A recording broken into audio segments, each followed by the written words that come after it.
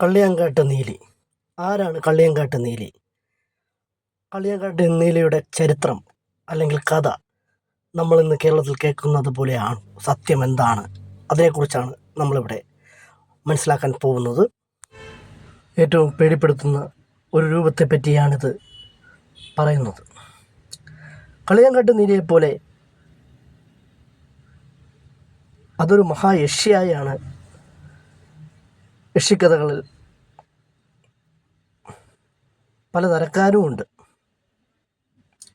സൗമ്യരൂപികളും നർത്തികകളും സുന്ദരികളും ആരെയും ദ്രോഹിക്കാത്തവരുമാണ് ഒരു വർഗം. പുറമേ ലളിതവേഷം കെട്ടി നടക്കുകയും സന്ദർഭം വരുമ്പോൾ ദ്രംഷ്ട കാട്ടി ചീന്തി കുടിക്കുകയും ചെയ്യുന്നവർ മറ്റൊരു കൂട്ടർ. രണ്ടാമത്തെ കൂട്ടത്തിലുള്ള പല യക്ഷന്മാരുടെയും പരാക്രമങ്ങളെപ്പറ്റി നാടൊടുക്ക് കഥകളുണ്ട്. ആ കൂട്ടത്തിൽ കള്ളിയങ്കാട്ട് നീലിയെ പോലെ ഒരു ഭയങ്കരി ഉണ്ടായിട്ടില്ല. നീലിയുടെ ജനനത്തെ പറ്റിയുള്ള കഥയാണ് നമ്മളിവിടെ മനസ്സിലാക്കാൻ ശ്രമിക്കുന്നത്. പഴകാ ക്ഷേത്രത്തിലെ അതിസുന്ദരിയായ ഒരു ദേവദാസി ക്ഷേത്രത്തിലെ പൂജാരിയുമായി പ്രേമത്തിലായി. ദേവദാസിക്ക് അങ്ങനെ ഒരാളോട് പ്രേമം തോന്നിക്കൂടാത്തതാണ്. നിത്യം ഓരോരോ വല്ലഭൻ എന്നതാണ് അവരുടെ നിയമം. ഒരുതരം ജനകീയ അടിസ്ഥാനത്തിൽ ഭർത്താക്കന്മാരെ സ്വീകരിക്കാം, ആരിലും ഉറച്ചു നിൽക്കരുത്. ഈ ദേവദാസി പൂജാരിയെ മാത്രം മതി എന്ന് ശഠിച്ചത് കുലത്തൊഴിനെതിരായ മനോഗതിയാണ്. അവളുടെ അമ്മ അതിനെതിർ നിന്നു. പൂജാരിയേക്കാൾ പണക്കാരായ വേറെ എത്രയോ പേരുണ്ട്. എന്തിനിങ്ങനെ ഒരാളോട് കമ്പം? അമ്മയുടെ നിർബന്ധം സഹിക്കാനാവാതെ വന്നപ്പോൾ അവൾ പൂജാരിയുമൊത്ത് സ്ഥലം വിട്ടു. ചിലയിടത്ത് അവൾ നൃത്തം ചെയ്യും, ആളുകൾ എന്തെങ്കിലും സംഭാവന നൽകും. അങ്ങനെ അവർ ഊര് ചുറ്റി ജീവിച്ച് നടന്ന് അവർ ഒരിക്കൽ എത്തിച്ചേർന്നത് കള്ളിയങ്കാട് എന്ന സ്ഥലത്താണ്. കൊള്ളക്കാരുടെ സ്ഥലമാണത്. പൂജാരിയെ പിടിച്ചുകൊന്ന് പെണ്ണിനെ തട്ടിക്കൊണ്ടുപോകണം എന്ന വിചാരത്തിൽ കുറേ കൊള്ളക്കാർ ഇവരെ പിന്തുടർന്നു. ആൾപ്പാർപ്പില്ലാത്ത സ്ഥലമെത്തിയപ്പോൾ കൊള്ളക്കാർ പൂജാരിയെ കടന്നു പിടിച്ചു.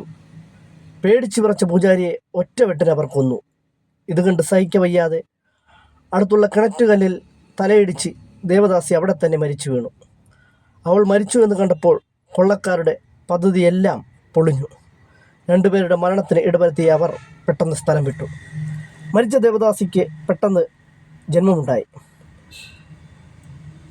ചോഴ രാജാവിൻ്റെ മകളായി കാവരിക്കകം പട്ടണത്തിൽ അവൾ വീണ്ടും ജനിച്ചു. കുട്ടി ബഹുമിടുക്കിയായി വളർന്നു. ആയുധവിദ്യയിലും വലിയ താല്പര്യം കാട്ടി. വാൾപ്പയറ്റ് തുടങ്ങിയ അഭ്യാസങ്ങൾ നേടി. അങ്ങനെ ഇരിക്കുമ്പോൾ കൂടെ മകൾ കാവരിക്കം പട്ടണത്തിൽ നിന്ന് അപ്രത്യക്ഷമാകുന്നുവെന്ന് 2-3 ദിവസം കഴിഞ്ഞാണ് മടങ്ങി വരുന്നതെന്നും ആയുധധാരിയായി തനിയെയാണ് യാത്ര ചെയ്യുന്നതെന്നും രാജകിങ്കരന്മാർ കണ്ടുപിടിച്ചു. അവർ രാജാവിനെ വിവരം ധരിപ്പിച്ചു.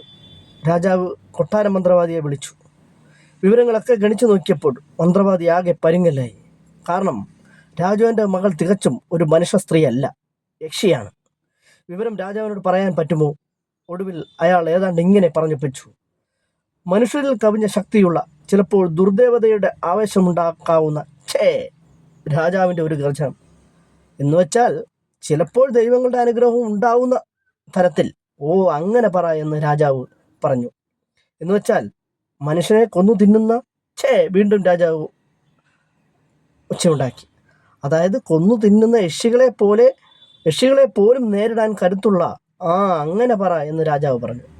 എന്തായാലും പ്രശ്നം ഒരുമാതിരി തീർത്ത് സമ്മാനം വാങ്ങിക്കാൻ പോലും നിൽക്കാതെ മന്ത്രവാദി കൊട്ടാരത്തിൽ നിന്നും ജീവനം കൊണ്ട് ഓടിപ്പോയി. രാജാവിൻ്റെ മകൾ വിവരമറിഞ്ഞ് തന്നെ കൊന്നു തിന്നും എന്ന ഭയം ആണ് കാരണം. വാളും പേറി കുതിരപ്പുറത്തെത്തി കള്ളിയങ്കാട്ടിൽ കടക്കുന്ന നീലി ആദ്യം കാണുന്നവരോട് ചോദിക്കും: ഇവിടുത്തെ കൊള്ളക്കാരെവിടെ? എന്തിനാ? അവർ എൻ്റെ ഭർത്താവിനെയും എന്നെയും കൊന്നു. എനിക്ക് പകരം ചോദിക്കാനുണ്ട്. ഇത് കേൾക്കുന്നവൻ പേടിച്ചു വിറയ്ക്കും. ഉത്തരമൊന്നും പറയാത്തത് കൊണ്ട് അവനെ നീലി വെട്ടിക്കൊല്ലും. ഇങ്ങനെ ഒരു രാത്രി കൊണ്ട് പലരെയും കൊല്ലും. കൂട്ടത്തിൽ കൊള്ളക്കാരെന്ന് സംശയം തോന്നിയാൽ അവരെ മുഴുവനും അരിഞ്ഞു വീഴ്ത്തുകയും ചെയ്യും. ഏതാനും ദിവസങ്ങൾക്കകം കള്ളിയങ്കാട്ട് പ്രദേശത്ത് ഒറ്റ മനുഷ്യനില്ലാതായി. എല്ലാവരും നീലിയെ പേടിച്ച് സ്ഥലം വിട്ടു. എന്നിട്ടും കൊള്ളക്കാർ ഇനിയുമുണ്ട് എന്ന വിചാരത്തിൽ ഇപ്പോഴും സന്ധ്യ കഴിയുമ്പോൾ നീലി അവിടെ പ്രത്യക്ഷപ്പെടാറുണ്ട്.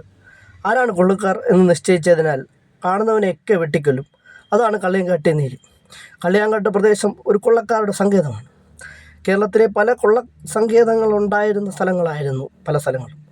അവിടെയൊക്കെ ചേര രാജാക്കന്മാരുടെയും ചോള രാജാക്കന്മാരുടെയും ഒക്കെ കഥാചരിത്രത്തിൽ നീലിയായും കണ്ണകിയുമായി വന്ന സ്ത്രീ കഥാപാത്രങ്ങളെ മുൻനിർത്തി യുദ്ധം നടത്തിയ ചേര ചോള രാജാക്കന്മാരുടെ ബുദ്ധിവൈഭവത്തെ കള്ളിയങ്കാട്ട് നീലി എന്ന യക്ഷിക്കഥയുമായി പിന്തിരിപ്പിച്ചുകൊണ്ട് ഇന്നും കൊള്ളക്കാർക്കെതിരെ യുദ്ധം നടത്താൻ വേണ്ടി, കൊള്ളക്കാർക്കുമെതിരെ യുദ്ധം നടത്താൻ വേണ്ടി സ്ത്രീകളെ രാഷ്ട്രീയ ശിഖണ്ഡികൾ പ്രത്യക്ഷത്തിൽ കൊണ്ടുവരുന്നത് മനസ്സിലാക്കേണ്ടത്.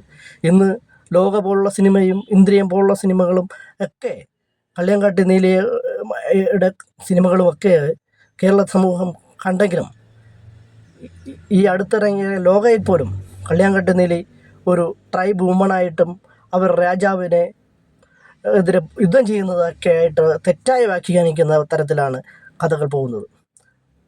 തികച്ചും നമുക്ക് മനസ്സിലാക്കേണ്ടത് കള്ളിയങ്കാട്ട് നീലിയെയും കണ്ണകിയെയും ഒക്കെ നമ്മുടെ ചരിത്രത്തിൽ ഉണ്ടായിരുന്ന സ്ത്രീ കഥാപാത്രങ്ങളാണ്, ശക്തി കേന്ദ്രങ്ങളാണ്. ചേരന്മാരെയും ചോളന്മാരെയും സംരക്ഷിച്ച സ്ത്രീകളാണ്. അവരെ യക്ഷി എന്നുള്ള പരിവേഷം നൽകി ചോര കുടിക്കുന്ന എന്ന ഒരു ദുഷ്ട പരിവേഷം നൽകുന്നത് കേരള സമൂഹത്തിന് അംഗീകരിക്കാൻ കഴിയാത്ത കഥയാണ്. ആ കഥയിൽ നിന്നും വ്യത്യസ്തമായ ഒരു കഥ അവതരിപ്പിച്ചുകൊണ്ട് ഗ്രാമസ്നേഹി കള്ളിയങ്കാട്ട് നീലിയുടെയും കണ്ണകിയുടെയും ചരിത്രം നിങ്ങളുടെ മുന്നിൽ അവതരിപ്പിക്കുകയാണ്. നിങ്ങളുടെ വിലയേറിയ നിർദ്ദേശങ്ങളും കമൻറ്റുകളും പ്രോത്സാഹനങ്ങളും നൽകിക്കൊണ്ട് ഗ്രാമസ്നേഹിക്ക് പിന്തുണ നൽകണമെന്ന് സ്നേഹത്തിൻ്റെ ഭാഷയിൽ ഒരിക്കൽ കൂടി കള്ളിയങ്കാട്ട് നീലിയും കണ്ണകിയും കേരള പൊതുസമൂഹത്തിൻ്റെ മുന്നിൽ അവതരിപ്പിക്കുകയാണ്.